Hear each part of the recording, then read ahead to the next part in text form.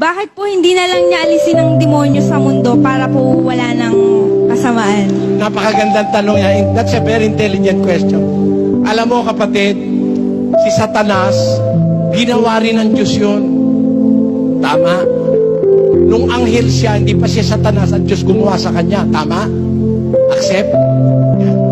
Tayo, ginawa ba tayo ng Diyos? O, tama.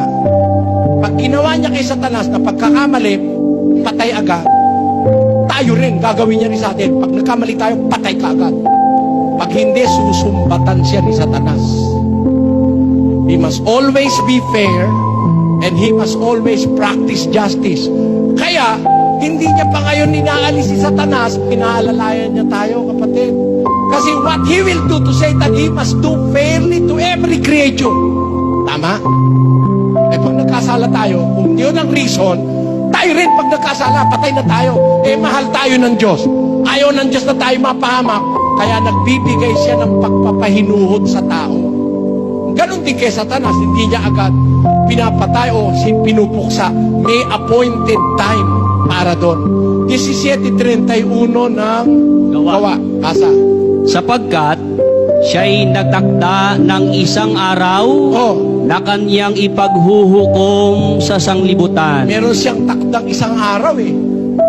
Hindi na natin pwedeng baguhin, nakatakda na yung isang araw na yon. Pati si Satanas, huhukuman doon. Pati tayo. Ngayon, habang tumatagal yon, ibig ba sabihin, nagpapabayaan Diyos? Hindi. 3:15 ng ikalawang Pedro, ang sabi ganito. At inyong ariin Na ang pagpapahinuhod ng ating Panginoon ay pagliligtas. Yan. Ang long suffering ng Diyos ay pagliligtas. Hanggang hindi pa siya nagpaparusa, gusto niya pa tayong magsisi. Gusto niya pa tayong maligtas. Yan.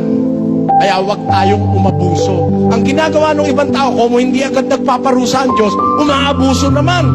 Ecclesiastes 8:11. Basa. Sapagkat ang hatol laban sa masamang gawa ay hindi isinasagawa agad.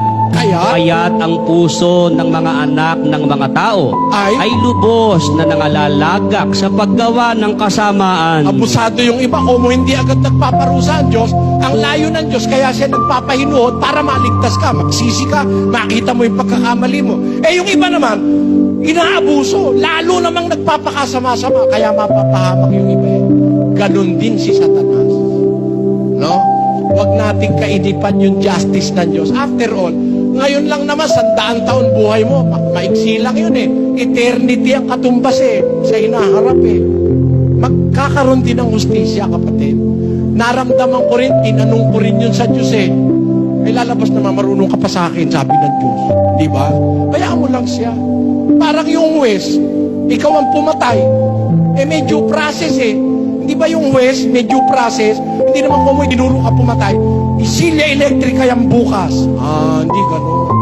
Haharap ka muna sa piskal, haharap ka sa huwes, maglilitis, magkalitis, mag-aapila pa, pupunta pa sa Supreme Court bago ka ipapatay. Tama yun? Ayun ang due process. Ang Diyos din may due process siya.